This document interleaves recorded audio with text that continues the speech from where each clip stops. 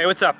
So I finished Bill Gates's climate change book a long time ago, and it was really amazing and really thought-provoking and had some great insights about what the future of the world is going to look like and must look like. And so today I want to talk about it and all the very interesting things that you need to know about the climate. So the number one thing that you need to know is that 51 billion tons of greenhouse gases are released into the atmosphere every year.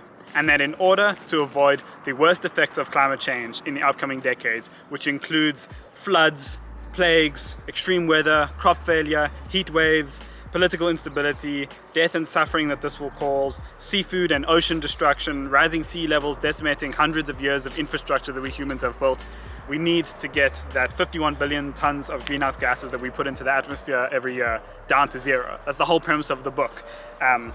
Why we need to get to zero greenhouse emissions. If you don't understand how the greenhouse effect works, basically the Earth's atmosphere functions like a giant greenhouse in which heat from the sun comes in and is reflected back into space, but the Earth's atmosphere retains quite a lot of that heat, and that heats up the planet. That's why the planet is not a frozen ball of ice like a lot of the other planets in the solar system. But when we add more greenhouse gases into the atmosphere, it increases that greenhouse effect and increases the heating capacity and raises the global temperature.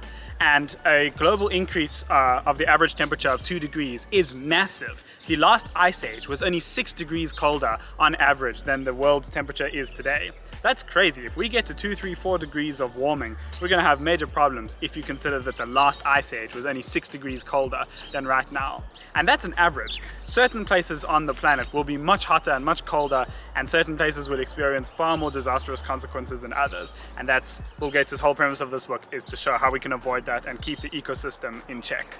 So it's important when talking about greenhouse emissions to talk about where those emissions come from. Where is humans' impact on the planet coming from? And it comes from these 5 sources, split into really helpful categories that humans have an effect on. Making things, 31% of our emissions. That includes making cement, steel, plastic, all of our manufactured goods. Plugging in, 27%, which is electricity. Growing things, which is 19%. That's growing plants, growing animals, all of agriculture. Transportation, 16%. That's planes, trucks, cargo ships, everything that has basically an internal combustion engine, that's our emissions. And then keeping warm and cold, heating, cooling, refrigeration, 7%. Those are where all of humanity's emissions come from. And if the biggest takeaway from the book, he talks about, if you don't take away anything else, is that we need to work towards generating clean electricity, as a lot of other industries can be electrified. Look at the transition to electric cars over the last couple of years. We just need to transition to clean, renewable energy as fast as possible, and transition a whole lot of different industries to clean, renewable energy. And that will have the biggest impact on our greenhouse emissions, and actually makes a lot of the other stuff pretty easy. We'll never get to zero carbon emissions, because certain things like making fertilizer and making steel, the chemical processes, they just release emissions and nothing we can do about that. But then we need to offset it with other more futuristic technologies like carbon sequestration, which is where you suck carbon out of the air and either put it back into the ground or just retain it in a safe manner until it doesn't get put into the atmosphere again. So yeah, the biggest takeaway from the book is we need to find ways of generating clean, renewable energy in vast, copious quantities, and electrify as many industries as possible, and that'll have the biggest impact on our emissions as a species. So don't mind me, I've got a dog here. But one of the key takeaways from the book as well is to consider how complicated the problem is. People simplify the problem because they don't understand it properly and because they don't have the science behind it. But generating renewable energy and electrifying many different industries is a huge mammoth task, and it's not as simple as just installing solar panels. So many industries and countries don't have access to infrastructure or even the resources that would allow clean electricity and net emissions all the time, because the sun doesn't shine all the time, the wind doesn't always blow, and I'll talk about that later because he talks about it a lot, the need for nuclear as well in the near-term future. The problem is very, very complicated, and anyone offering a very, very simple solution to complicated problems should be questioned. And so yeah, I'm just looking at my notes here, and people who do not understand the science of energy production and of climate change must realize what a tough problem it is, and that we need to help a lot of people around the world with this transition. In the future, third world countries such as South Africa, the country I live in, are going to grow at a huge rate, and they're going to have a huge demand for electricity and a huge demand for greenhouse emitting products and services. And we can't deny them those products and those services. We need to help them achieve their goals for growth and their goals for industrializing as fast as possible, but also as cleanly as possible. Bill Gates talks a lot about also how the third world has been disadvantaged, for literally centuries and been, I guess you would say, taken advantage of by the first world, and that with cheap labor and cheap resources. And so it's up to the first world to help the third world now make the transition to green energy, because you cannot demonize third world countries for building disgusting coal powered plants and emitting huge amounts of CO2 per capita like the way South Africa does, when industrialized nations did the same thing 200 years ago in the Industrial Revolution, and only now have transitioned to clean energy. Norway is one of the cleanest energy producers in the world right now, but their sovereign wealth fund comes almost entirely from the sale of oil from the Arctic Circle and that. And so these things are very complicated, and it's up for the first world to develop the technologies and the solutions for climate change and greenhouse emissions, and then help the first world transition to that. And there's a lot of money in it as well, because in 30-40 years the entire planet is going to need green technology, and so whichever country starts manufacturing it first is going to have a lot of profit in the future. And so Bill Gates talks a lot about that in the book as well, and how it's important to help the third world make that transition.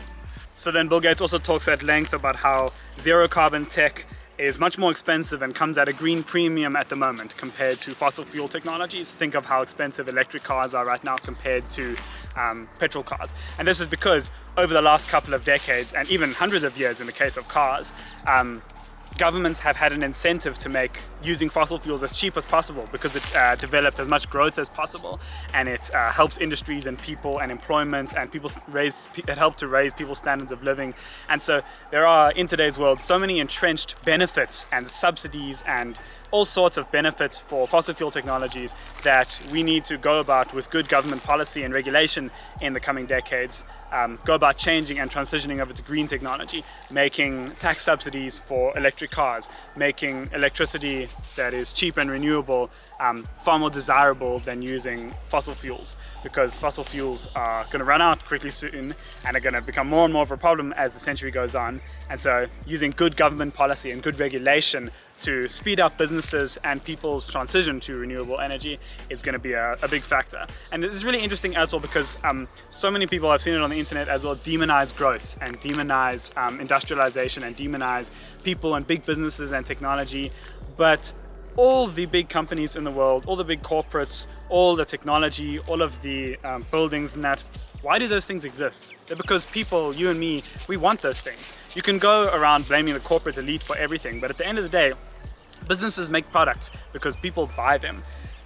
People have services and provide technology and new products because other people want to use them, and there's a demand for that.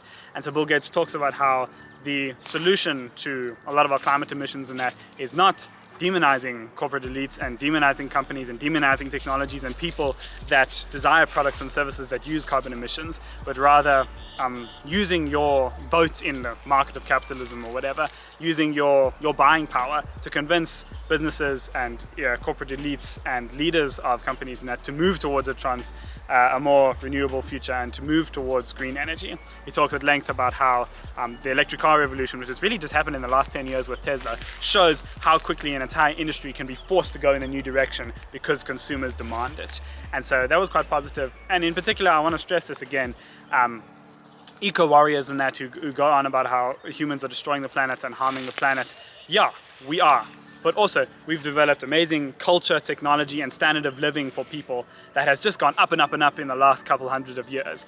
There has never been, on average, a better time to be a human and to be alive on planet Earth. Standard of living all across the world have gone up in the last decades, and there's a lot of work still to be done, but it is a great time to be a human right now.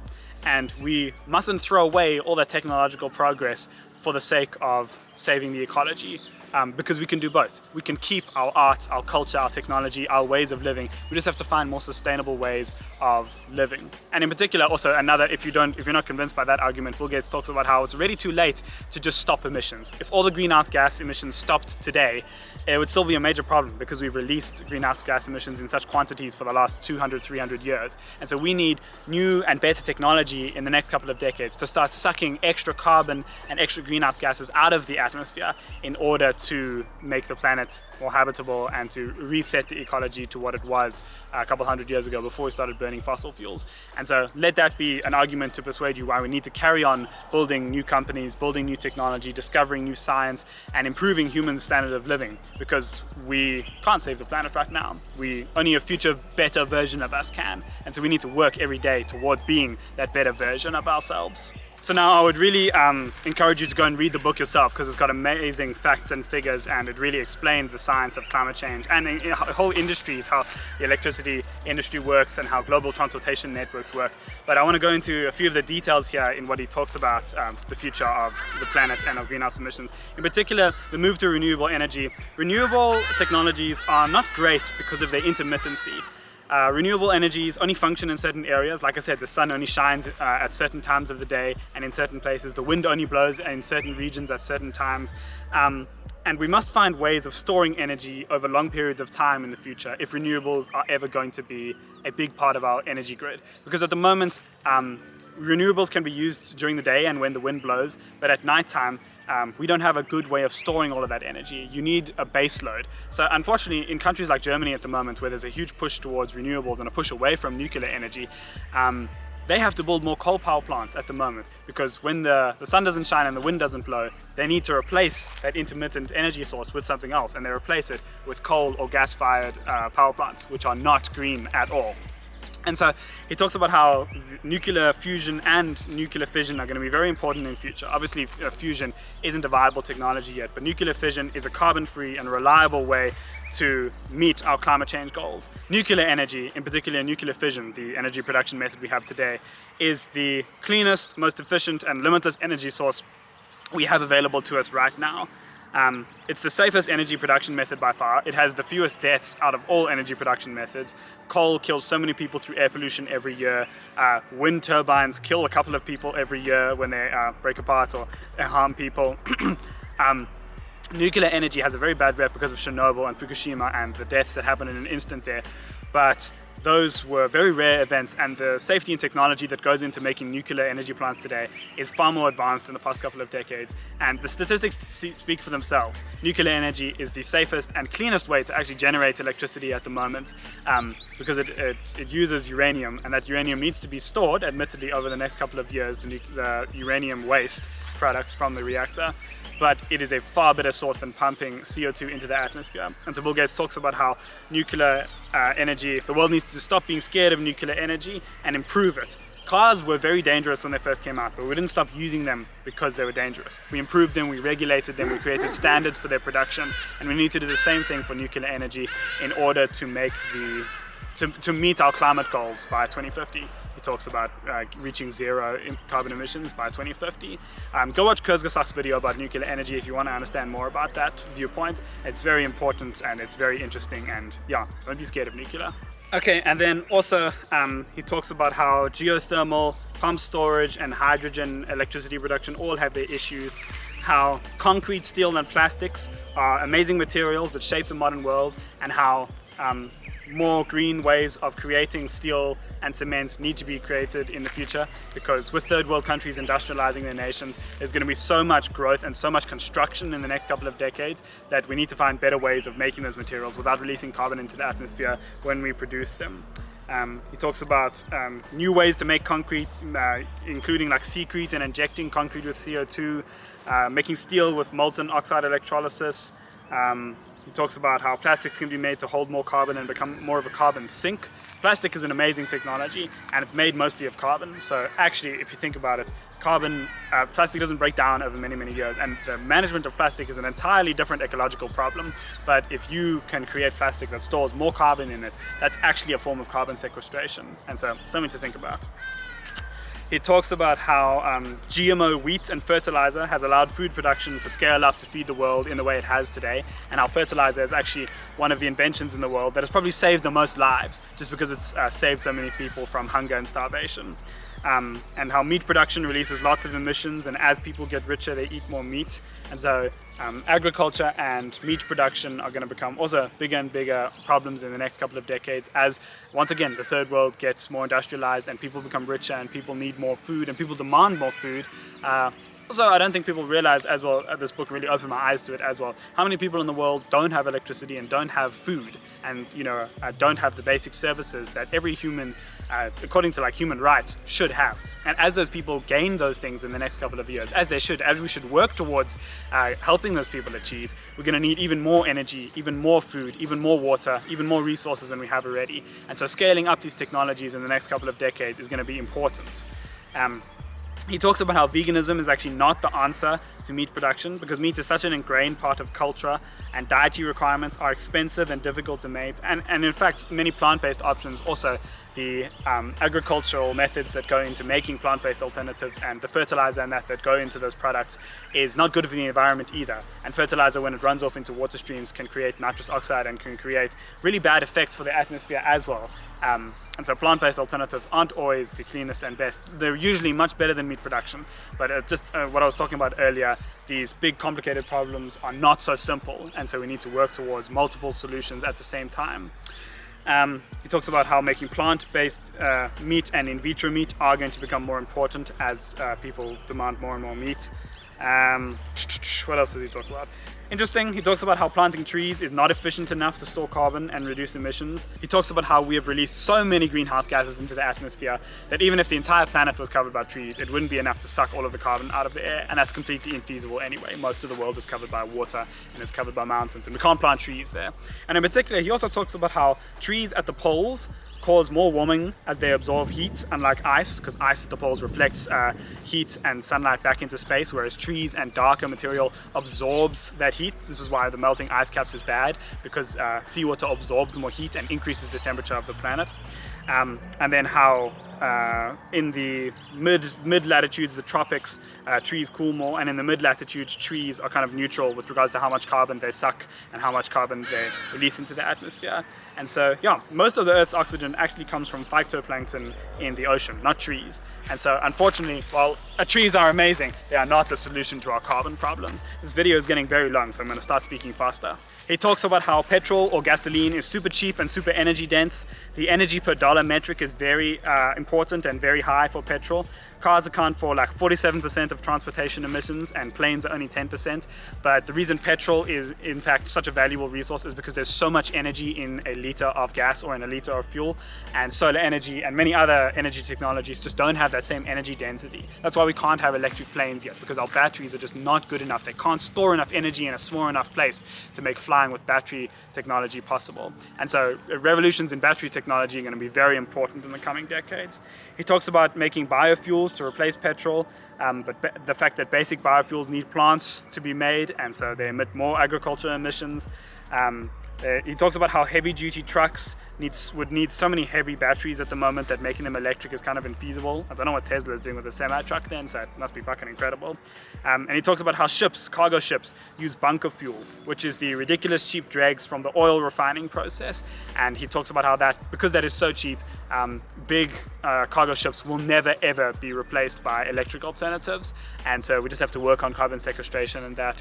Barring a huge battery breakthrough technology, things like cargo ships are just so heavy and require so much energy to move that huge inertia that electrifying them is never going to become a viable solution. And so, yeah, that was kind of sad for me, but also really interesting. We need new technology and we need more advancement if we're ever going to make things like global shipping routes green for the environment. It talks about how using less transportation and more efficient fuels is not enough to solve the transport emission problem, but the solution, be it as it may, is to just use clean electricity to run all the vehicles we can, and then find cheap alternative fuels for the rest, paired with carbon sequestration technologies that suck the carbon out of the air that has been emitted by those things. He talks about how air conditioning is a massive carbon emitter, and as poor countries get hotter with climate change, they will use more air conditioning. He talks about more efficient electric air conditioners and clean energy largely solving this problem. He also talks about how heating many countries that are cold uses a huge amount of energy, and by using heat pumps and electric forms of heating houses is far more efficient than using oil and by using natural gas. And that's something that government and even local government policy can come into play in the future with making more efficient and decarbonizing that sector of the economy. And so yeah, he also talks about how, once again, the worst effects of climate change will be on the poorest people in countries that have very little access to healthcare and technology and nutrition and who can't help themselves, and who rising sea levels and heat waves are going to affect the most. And it's up to first world countries to help these third world countries with vaccines, healthcare and nutrition for the poor, GMO crops, this is like weather resistant crops, and agricultural research that can help poor farmers. Because I also actually didn't realize this until I read the book, but in most industrialized first world nations, the percentage of the population that works in agriculture is like 1%, and they produce way more food than the country needs. In poor countries, it's like 75–80% of the country works in agriculture. So food production is going to become more and more important as climate change increases, and it's going to affect the livelihood of more and more people. He talks about how government policy and regulation is essential to move the economy and businesses in the direction of less greenhouse gas emissions. He talks about how governments must invest in green technologies where the private sector won't, and where the private sector can take off from one day. He talks about putting a price on carbon through either a cap and trade system or a carbon tax. Watch Hank Green's video about that if you want to understand that. It's basically de-incentivizing companies and individuals from emitting carbon, and this will push the free market into a more green future. And he talks about how international agreements and treaties are important, like the Paris Climate Change Agreement and the Montreal Agreement to stop the hole in the ozone layer, which was very successful. And yeah, he says drive an electric car, eat less meat, use efficient appliances, and reduce your emissions where possible. Your carbon footprint likely doesn't matter. He talks about how the signals we send to markets and businesses and that are very important. And so yeah, good book, read it, it's amazing, it's got lots of facts and figures in it. It will change our world hopefully one day. Let's do this together. Oh, that was so long, jeez. If you made it all the way through the video, I am very impressed. Read the book, it's giving me lots of business ideas. It's going to be a good future for us people, at least there's people thinking about these things.